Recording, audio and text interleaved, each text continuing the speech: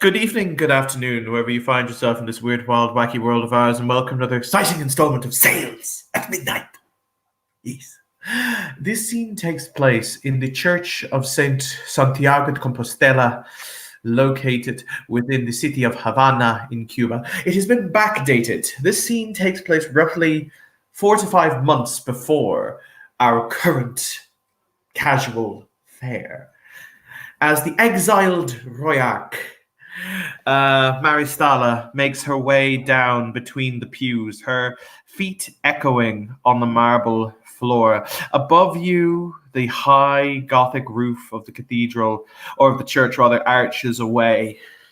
There is a small line of people whom have already been to have their confession heard, who mill about the outsides of the church proper and talk amongst the pews in low voices. Several of them light candles for the long deceased, people having long since passed from this world.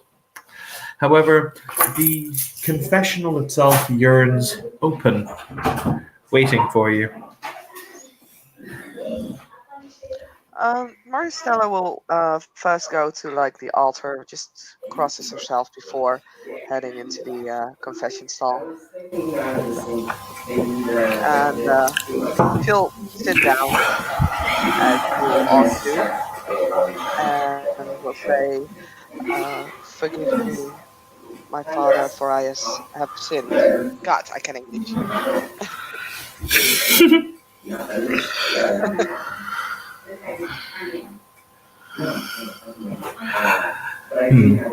The figure on the other side of the divide that separates the two small, isolated alcoves will say, I see. And how long has it been since your last confession? It has been 2.5 months ago, Father. Ah, tell me of your sins, my child. I have lied. I have deceived many people. I have killed. I ran away from home.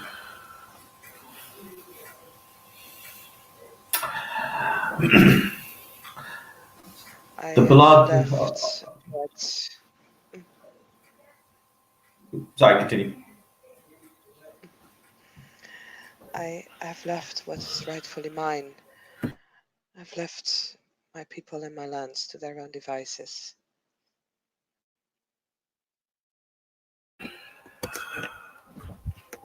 From what I am led to understand, that traditionally happens when one finds themselves on the losing side of a war.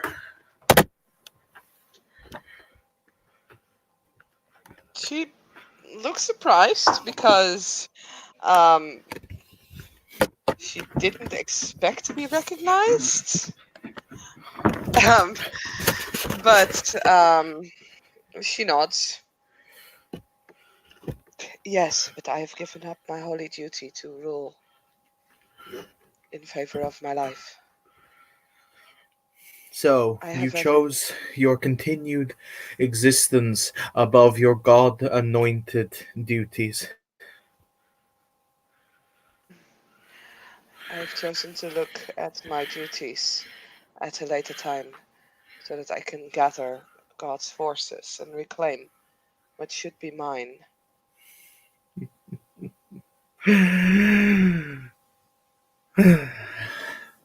We cling to such interesting things, don't we? Rights and properties, titles. In order to do what? To hide, to masquerade, to place masks upon us that are both what we are and what we are not. So, you think that something is yours by right? Perhaps, perhaps it is. Perhaps it is not. But In the end, it is those whom possess the ability to reach out and take what they want that are right in the end, in the eyes of God.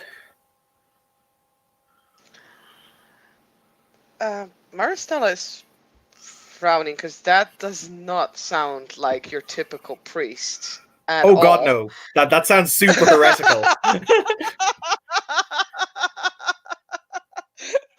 She's like, I beg your pardon, you know. So she stays silent for a moment, thinking about what is said. Whilst this happens, can you please roll me a very quick perception alertness roll, please, and thank you. Standard difficulty. Okay. Let me get to my sheet. Shit. Perception and alertness. I am not used to characters not having. What dice roller are we in? We can just use dice scene roller 1. Okay.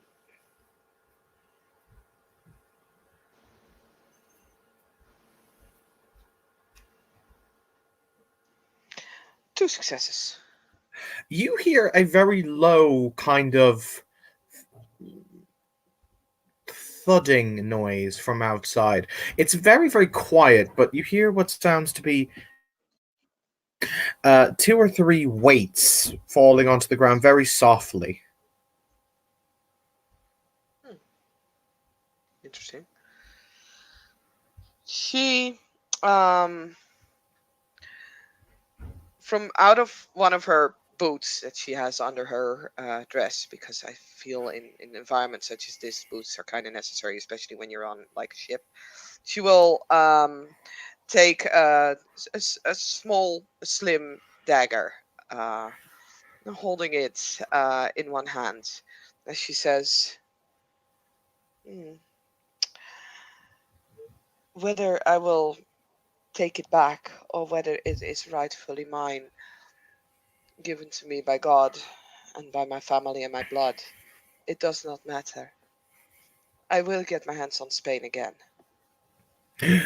Your family were weak, inbred degenerates, whom long ago gave up any nobility in the blood to rule what they vacillated and called theirs by some kind of God-given right.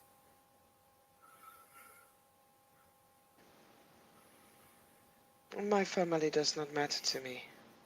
They are no more. Who are you? You are not. Oh, I was once, a very long time ago. Now, I am merely a man who would continue to see the status quo maintained.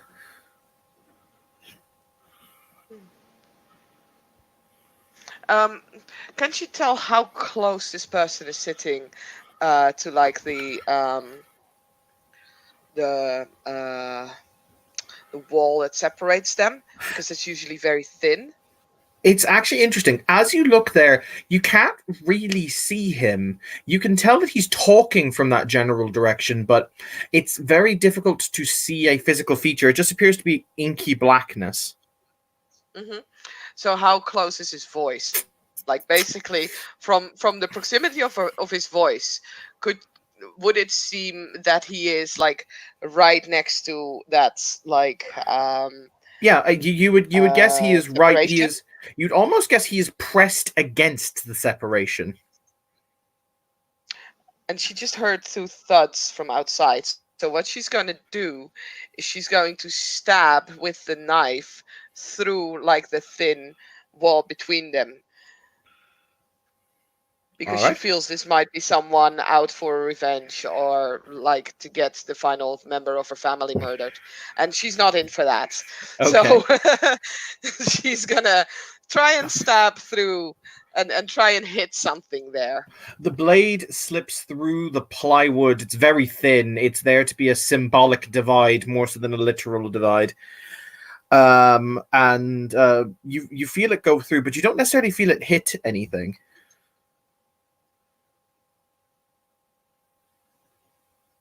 she'll draw the knife back.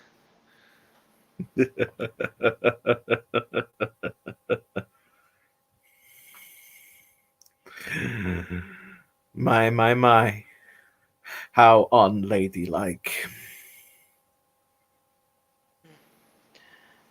If I am dead, I am most certainly less than a lady than I am now. I would prefer to stay alive. It is at this moment, by the way, that the door to where you are seated is physically ripped off its hinges and thrown across the room.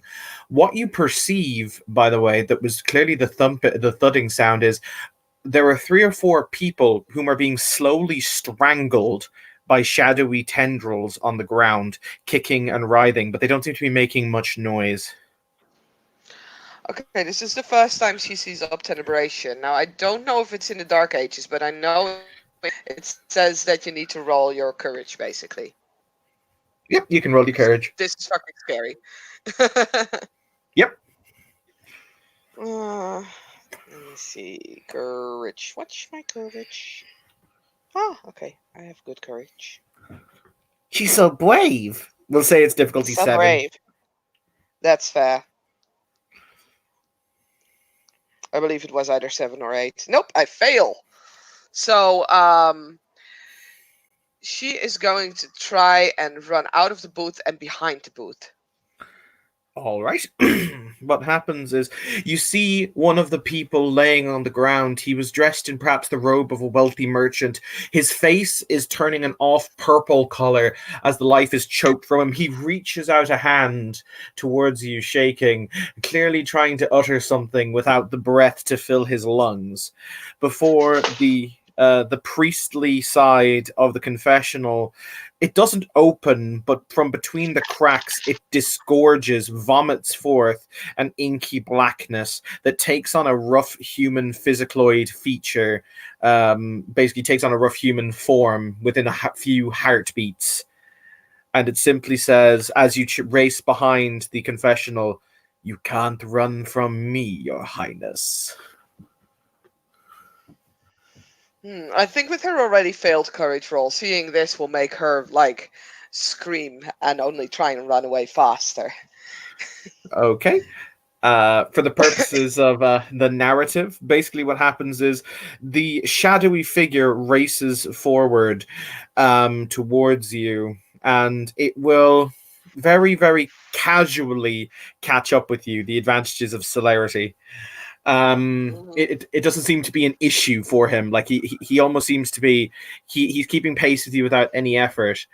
And with one, he grabs you by the waist and kind of hoists you off your feet with the aid of potence. You may make an opposed strength brawl roll if you like. Sweetheart, I don't need to. I know my dice roll for this. I really don't need to. Love it. Love everything about it. Unless you're going to tell me that if I roll a 10 with my one die, I will succeed. That, madam, is a big oof. That's the medical term. Oof. I literally have one dice for my strength brawl. You still have to roll it, technically. Okay, I will roll it. Oh, God, that's hilarious. He has 3 successes. Yeah, well, you know. We have to see if you botch. You I don't. got a 3. I fail. I don't botch. All right, so very easily what happens is a white hand explodes from the shadowy mass and grabs you by the throat, lifting you off the ground. Her heart is racing. Like, she tries to scream, but I think she's so scared that there's just no sound coming. So it's like something like that very high pitched, like kind of gaspy sounds that you make. I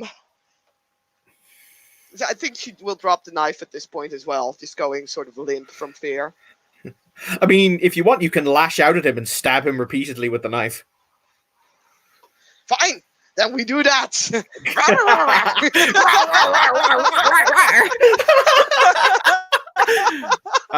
The knife blade impacts him. You drag it across the shadowy mass, across the arm, as the figure solidifies into its physical whole. It is a man, probably in his late 20s to early 30s, who stands before you. He's not physically tall or imposing. He's only about 5'8", maybe, and he's very slightly built. However, there's one thing that fills you with an abject sense of terror. The eyes that you look into are slate black. There is no pupil. She will drop the knife. The knife appears to rake against his skin, but doesn't cut him.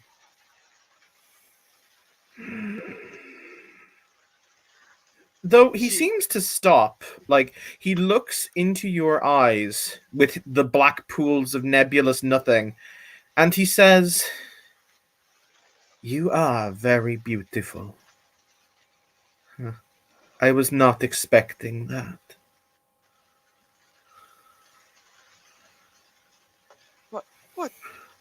What do you want from me?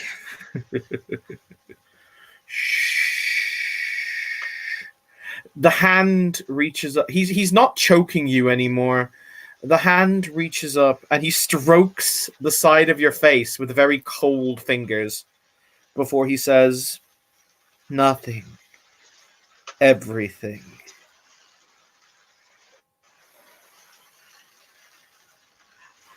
I don't understand. No. But you will. Why is it that you had to wear that face? It is as if God in his palace taunts me, tempts me, reminds me. I dislike that eventuality. I spit on the man, the entity whom would bring that face to me this night, but that is neither here nor there. Shh, little one. Shh. As he brings you very, very close, almost like into a hug, he will simply say, "Et nombreo et absolvo." I absolve you of your sins.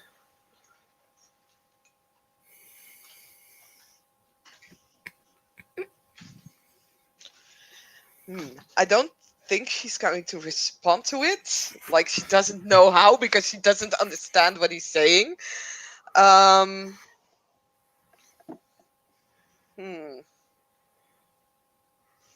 think she's just gonna say, without speaking to him per se, "I don't want to die.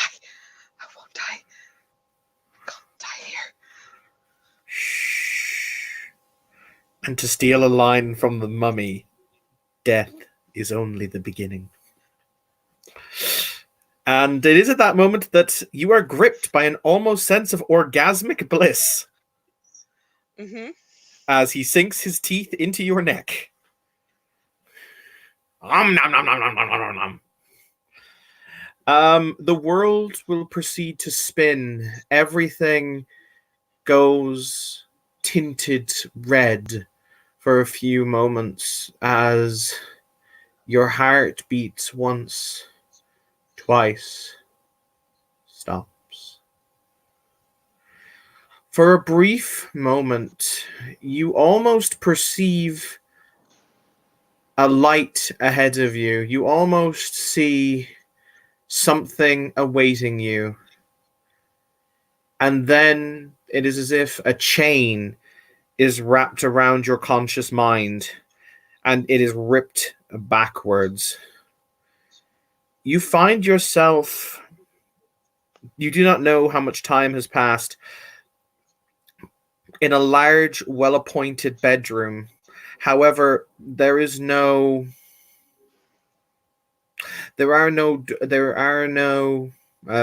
windows here. It is lit by an odd green candlelight that you see all around you that throws deep shadows everywhere. And there is a large bolted door in front of you. You feel both a hunger that you never knew existed prior to this, and a cold that the blankets and the furs on the bed cannot seem to keep away.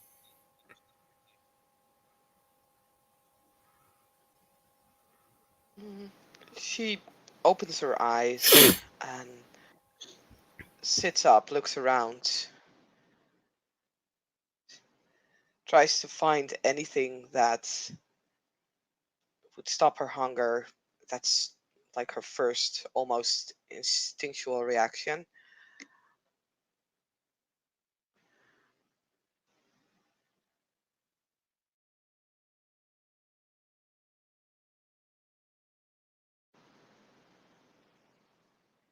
And as she can't necessarily find anything immediately, she is just going to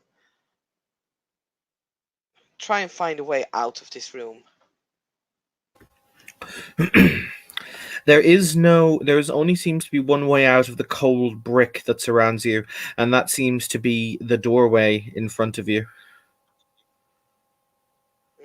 Then she will open the door. It is locked.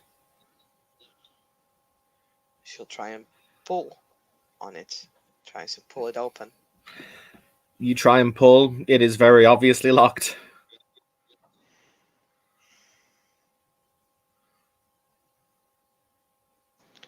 She starts looking around the room. Does she have any blood in her system? Because else she's just gonna frenzy. Oh yeah, no, probably. you have about 4 to 5 blood, but that's still not a lot considering your incredibly high blood pool.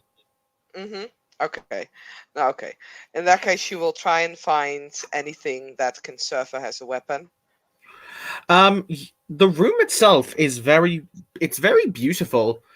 This is the kind of room you were used to in the good old days. So there's a chest of drawers and a dressing table upon which have been set beautiful pieces of jewelry.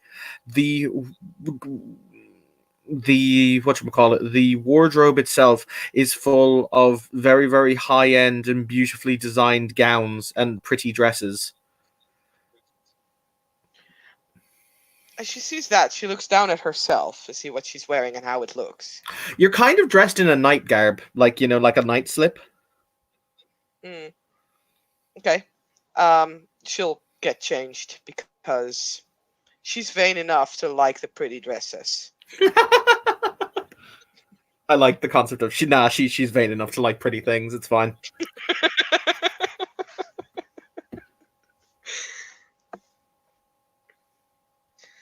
So yeah, she'll put on a dress. She will put on jewelry as well because why the fuck not? And she's gonna use some of the jewelry, like if there's something with like a big stone in it, she's going to use it to smack the mirror so that she can grab a shard.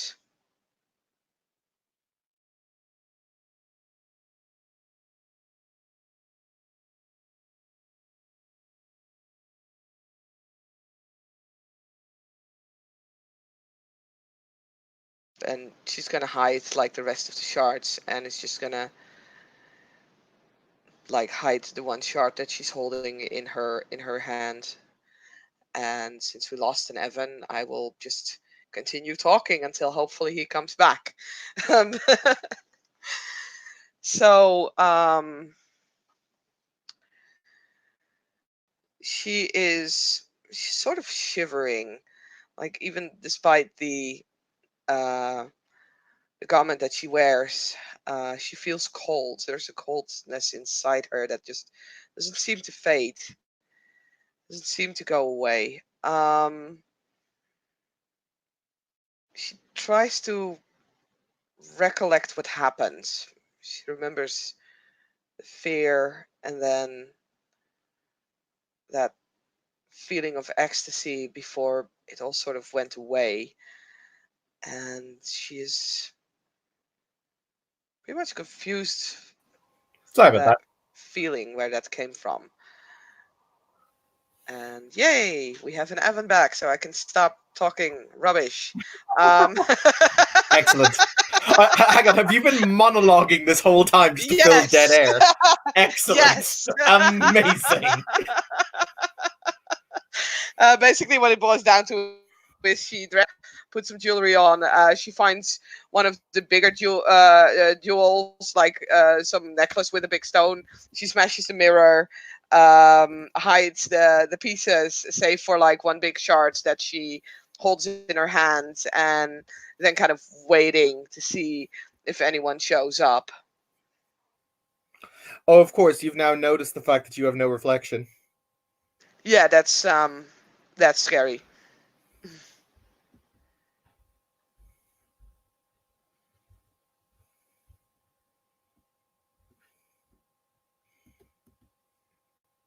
All right. What will happen is about an hour after you awaken, you will hear the door behind you opening. And a few handful of seconds later, you will see three people enter into the room. One of them is a woman who, by her dress, you would guess is more than likely a nun of some description or a member of a religious order. There's another man standing with her who is dressed in chainmail is dressed in very, very fancy kind of conquistador style armor. And they have a very beaten and bloody man on with a chain wrapped around his neck, and they're pulling him.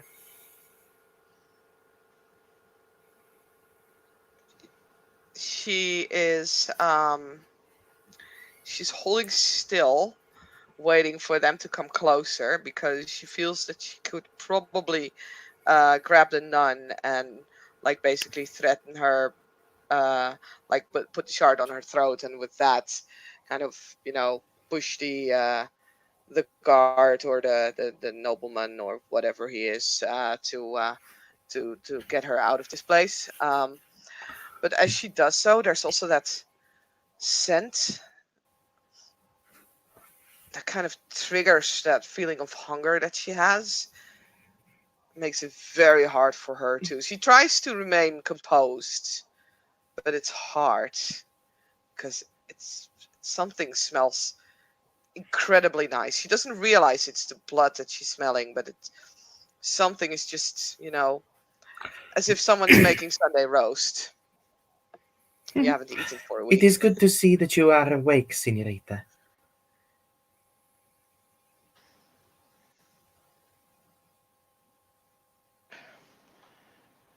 Where am I?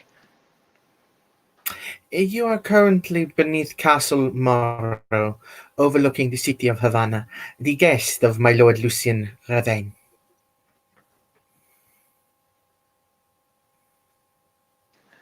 Guest or captive? The door was locked for your own protection. I don't need your protection. She's The master. Lips. The master felt otherwise.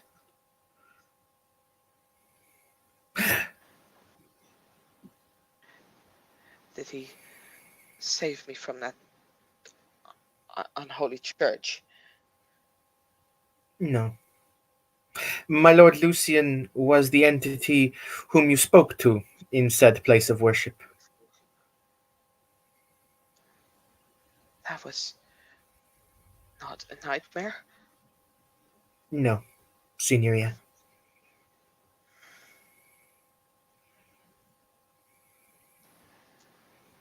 How close by are they? And do They you were want me to about- roll self-control for the smell of blood? No, you're not that hungry. You're not absolutely famished. Okay. They are about 10 feet away from you.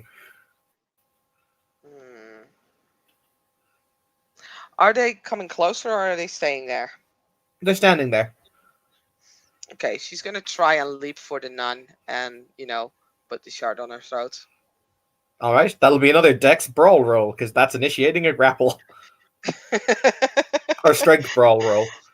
Strength roll. Yeah, here we go. Is it not melee since I'm holding a weapon? No, because you're attempting to physically grapple her to put the thing to her throat. Definitely fair. Definitely fair. Okay, then. And beware of my mighty one. Oh wait, I have potence now. Yeah, you do. Shit, how much potence do I have? I was already I there. don't fucking remember Let me how see. much potency you have. No, me neither. I don't know the sheet yet. Wait, that doesn't make sense. I thought. Oh, I didn't. Lol, I didn't put the 25 XP in the sheet. I only put it there. So yeah, I do have potence too. So now it's 3 dice. Oh, this can go royally wrong. I don't know my own strength. Dice roller. There.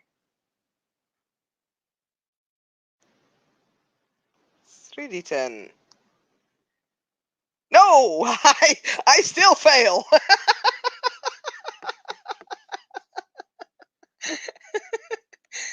Oh dear.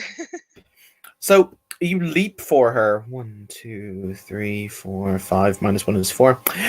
You leap for her. Very calmly, she grabs your wrist, puts her hand to the back of your head, and then the front of your head meets the ground.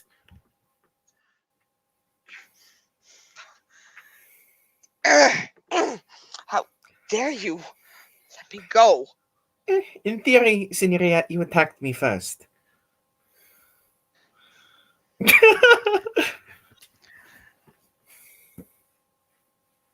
One of your position. I tell you what, I will be reasonable. We have come here in order to provide you with sustenance. If you'd like, we can simply leave with the sustenance. How does that sound? Your threats do not scare me. Oh, I think that they scare you more than you think that they do. Alberto, if you'd be so They definitely do, but she's not going to know that. All right, this is the moment where self-control will be warranted. Alberto, if you would be so kind.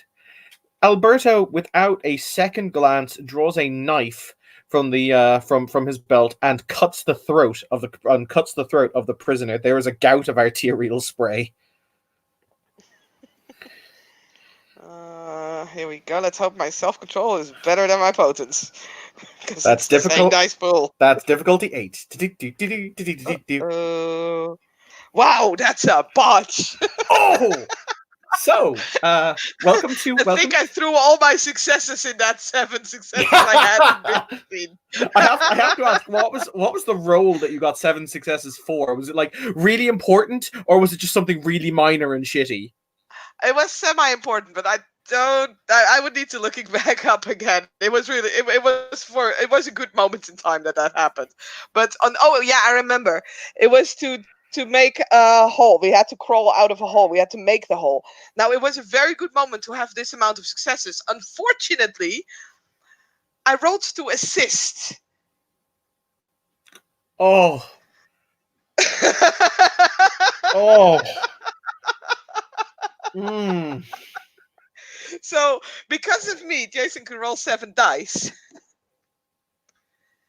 extra on top of Wouldn't it be so funny if he failed the roll? He didn't fail, but he only had 3 successes. So, yes, Saskia, hi, welcome to Hunger Frenzy. She lets you up nearly immediately as you proceed to do the most unladylike things I can describe verbally to that poor unfortunate bastard. Yeah.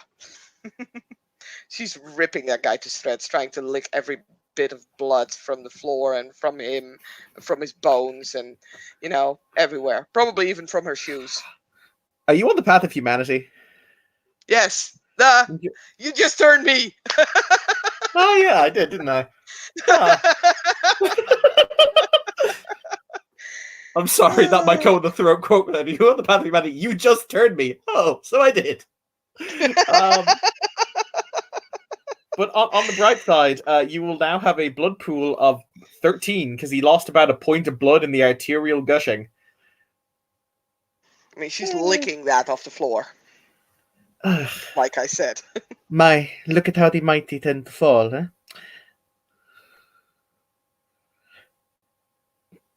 Do you want me to roll again to get out of frenzy, or do you want me to just attack them? I mean, It's hunger frenzy.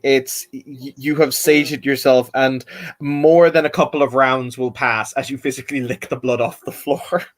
So I'm happy to just Fair GM enough. hand wave getting out of frenzy. Okay. She'll slowly get up, definitely hiding her shame because she's not going to show it. Hell to the no. She's not going to show it.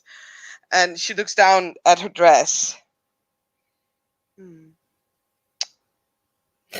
It's a shame. The master paid good coin to have you so suitably attired. Oh well.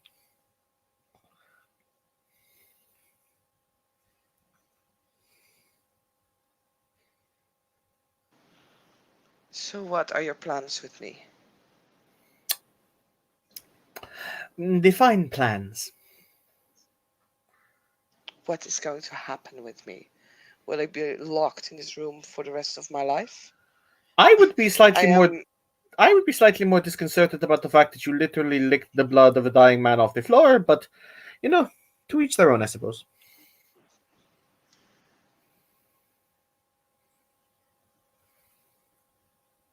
It's like she only now kind of realizes what happened and what she did.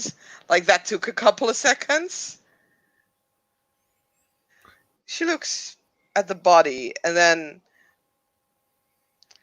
grabs this shard of the mirror, not to in like a threatening way. She just takes it and tries to look at herself. Once again realizing, wait, this must be some sort of mirror trick because I can't see myself. Mm-hmm. Because of course it's a trick. Mm-hmm.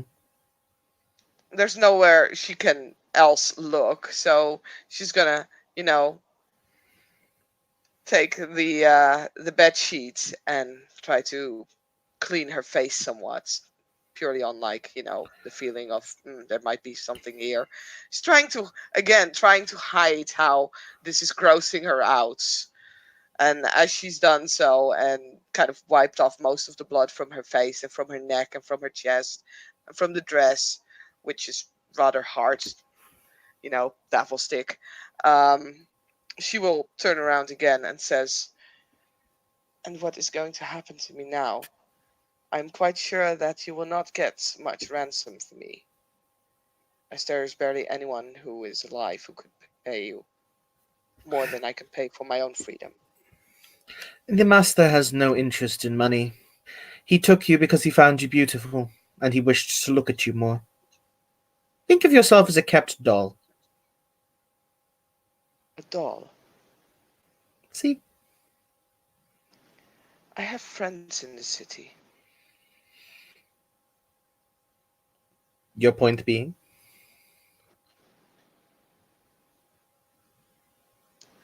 I will not remain a doll forever. My master has ruled this city for practically 300 years unopposed. I very much doubt that your That's quote-unquote impossible. friends... Why? No one lives for 300 years.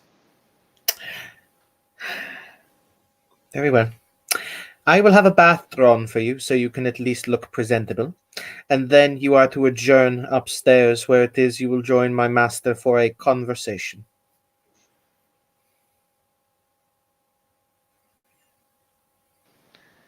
I would be pleased with a bath. I have been instructed to make your stay here as comfortable as it is within my ability to do so, my lady. So, for the record, as pointed out, my name is Angelique. You have only but to ask for me. Or Sister Angelique, if you prefer. Then I have a request that would make my life here so much more convenient. Ask. Die. No. Then I fear there is little you can do. You see, I think that this evening you are going to have a great many things explained to you in a far more succinct way than I myself am capable. So, I will have the bath drawn for you, and I will then help you in dressing if you should require it. This is Armando. He is the strong, silent type. Aren't you, Armando? Armando just nods.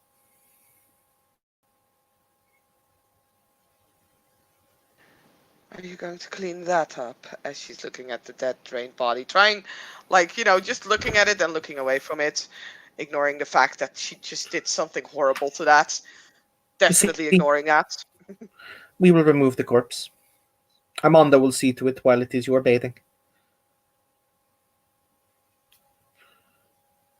Very well. But under protest.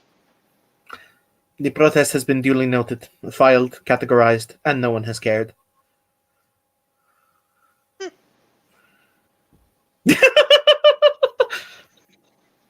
Sorry, I just love the way that was phrased. That's amazing in my mind.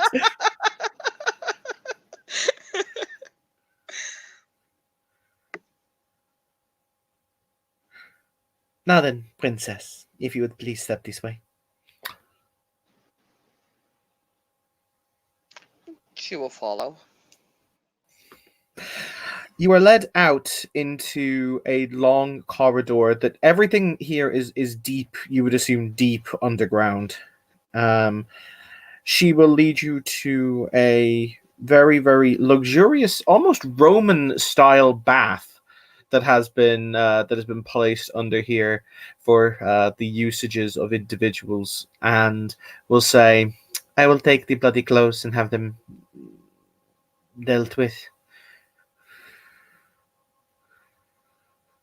She will undress in front of this woman. I think she's used to having people be there when she bathes, and she is very well aware that she is pretty. So she will undress extremely slowly and will just kind of drop the garments on the floor in front of her. The nun is very deadpan, like the face doesn't really betray emotion, but she nods and she says, thank you.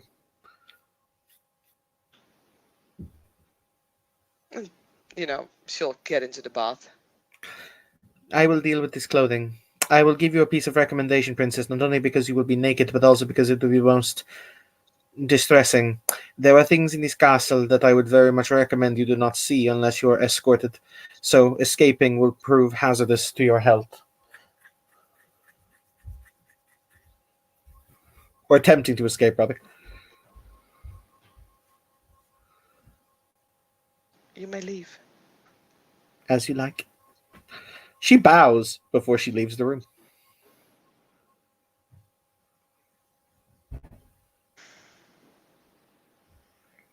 And yeah, Maristella will clean herself up.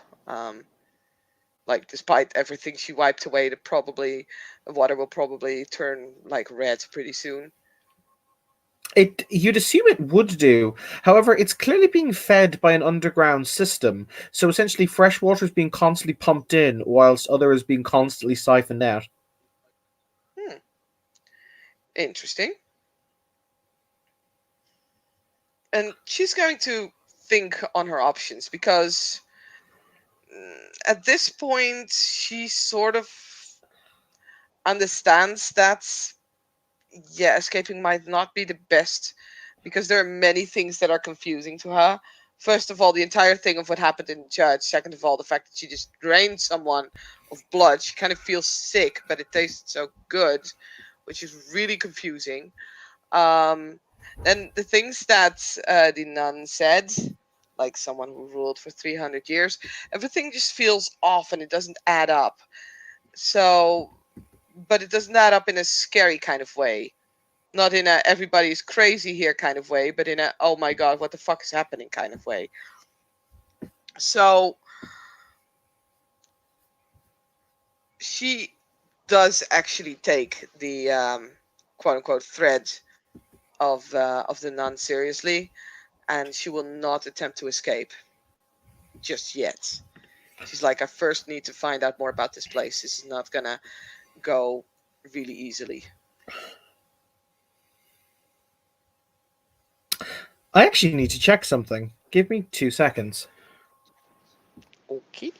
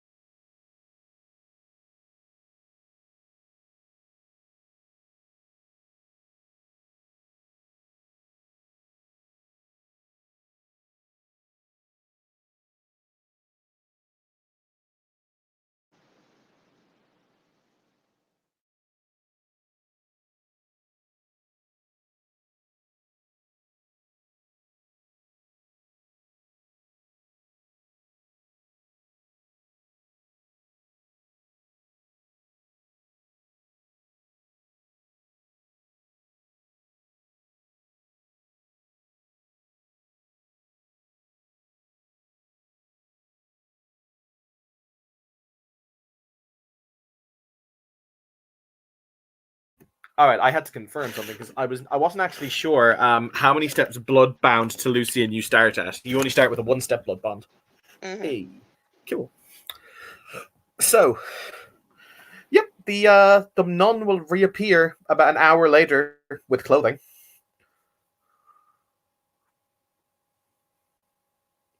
And yeah, after an hour, she'll get out of the bath.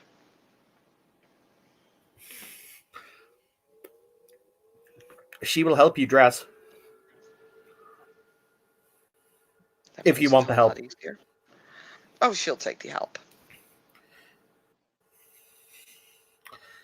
In that case, the master is waiting for you in the gardens, if you'd like to follow me.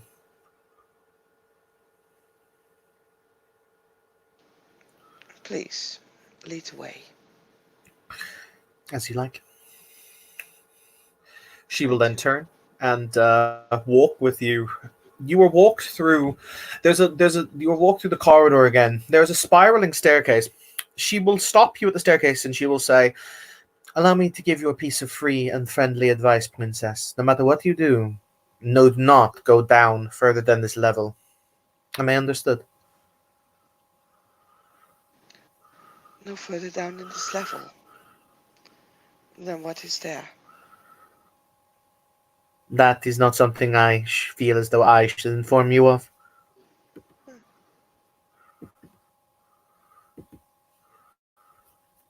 Very well, I will ask your master. See. She walks you up out into the moonlight. The moonlight is refreshing. It feels almost natural against the skin in a way that you would once have assumed the sun felt. But the castle itself is more of a military fort than a place of pleasure, if you understand the difference. So, hang on one moment. All right. It's more of a place of military. So you see soldiers practicing. You see them marching along the walls. Every one of them pay respect to the nun as she passes. But they don't stop her. They don't question what she's doing. It just seems to be like a fact of life that she is here, which might be a little bit odd considering it's a nun in a military installation. I mean, there would be priests before a war, I presume. It's not the weirdest thing that she's seen so far, so she's just gonna accept it.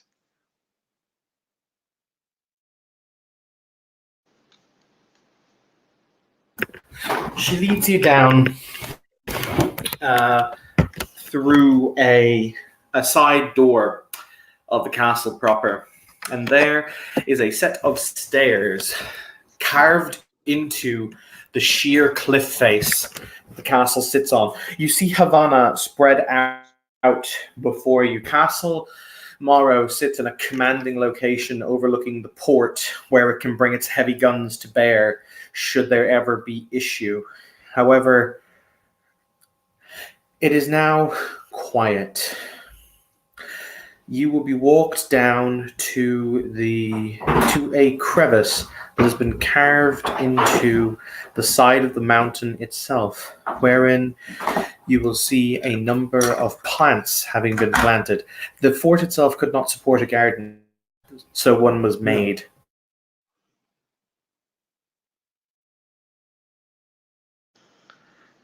Okay. She'll look around. She's definitely trying to look for any kind of exits out of this fort that would be less heavily guarded or ways to escape, although she will, of course, not show it. Other than that, she tries to be very much not impressed. And to be fair, I think that,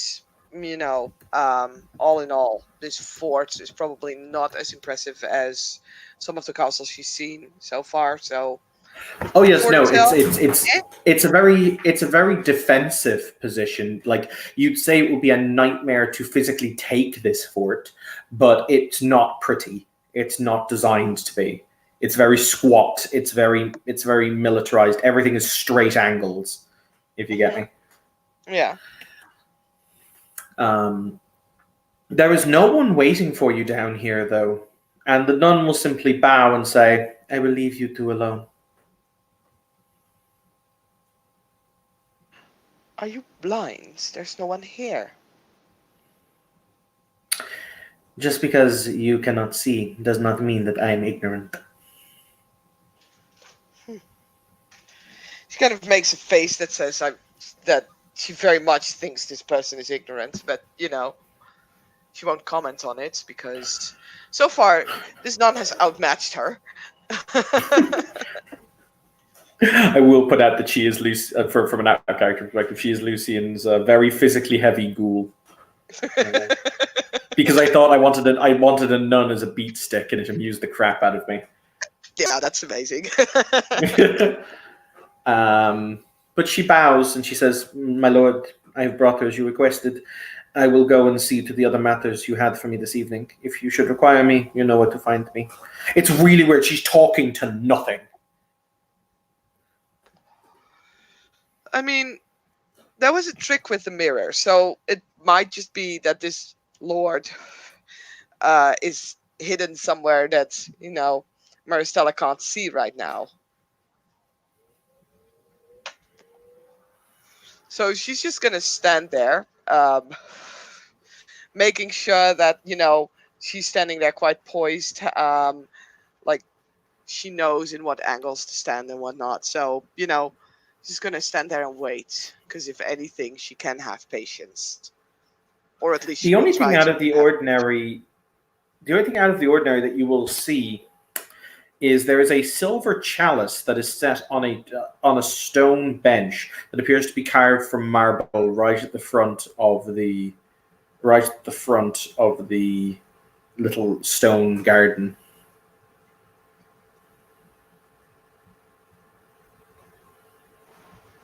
If she stands there for a while and nothing happens, she will go over to that bench and pick up the silver goblet. You feel hands on your shoulders. She stiffens up immediately. My, how beautiful you look in the moonlight.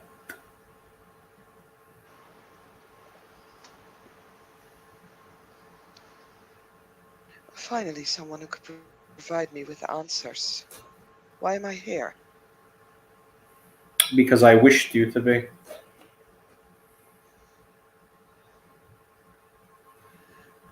What will your price be for releasing me? To release me, sorry. Why would I release you? Everything has a price.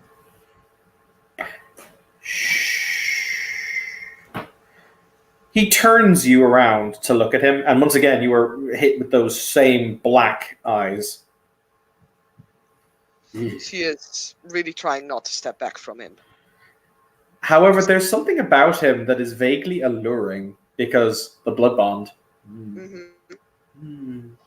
It's like she wants to look away, but she also doesn't. He will say, I want no gold for you. I have more gold than a man could count in a lifetime. I want no power from you. I already have more power than one man could ever amass without a crown upon his head, and I have no interest in crowns. I wanted you because you reminded me of something from a very long time ago. I found value in the face, and so I made the face mine.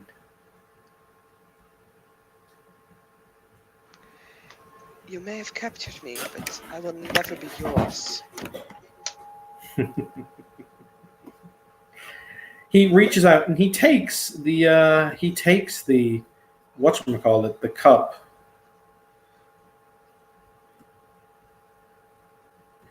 In his hand. And he locks eyes with you.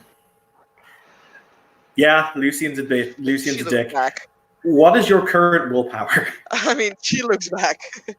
Oh, that's a good question. What either 6 or 7, I believe. I haven't spent it. If you could just get me the numbers, please. I will. Thank you, 7. All She righty will ho not then. look away because she has no idea what I'm going to do. That's sweet, sweet dominate life. He's just using command because it's the easiest. It's manipulation, intimidation, I believe. I need to get the pool.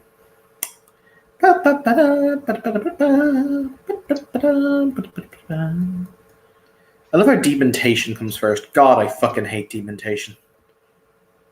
Manipulation, intimidation. All right. So that is 8 dice for good old friend Lucian. And you said you had willpower 7, yeah? Yeah. Okay, so he has... I know you will succeed, but it would be hilarious if you wouldn't. I have to do his pool because he gets stupid reductions on his intimidation pools. He has Eye of Shadows for 2. He has Awe of the Abyss for 2. So yeah, it's just difficulty 4 for him.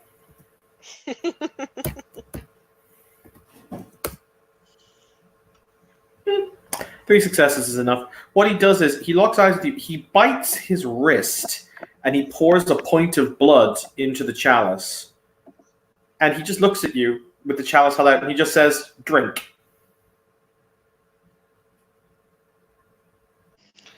She will, like, her first idea is to drink and spit it in his face, but as she plans this, she will take the cup, drink, and swallows.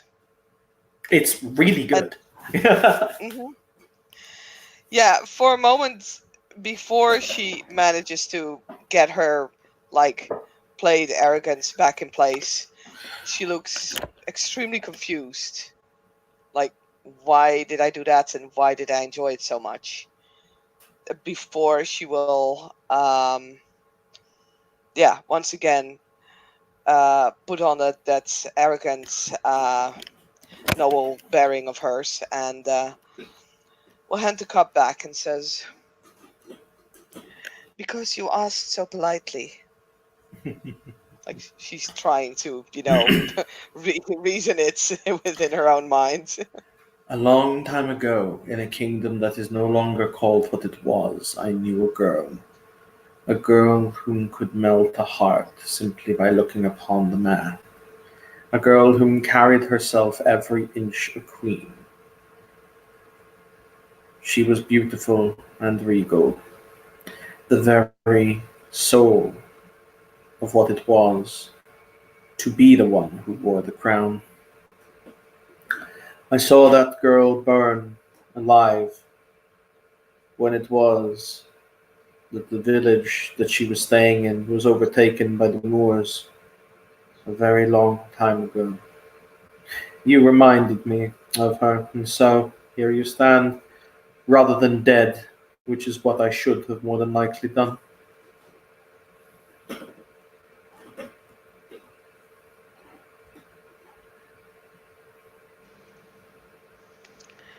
In the church, you tried to kill me. In the church, yes, I was going to kill you. Why? Because the Empire cannot endure another war. I did it for the sake of stability. You represent an old order that is now dead. However, there are enough fools who might yet fight for it.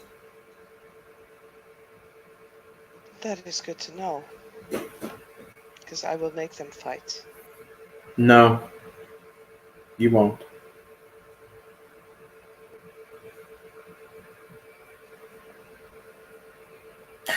Why would I not? Because you can no longer be the person whom you were. Because I am your prisoner.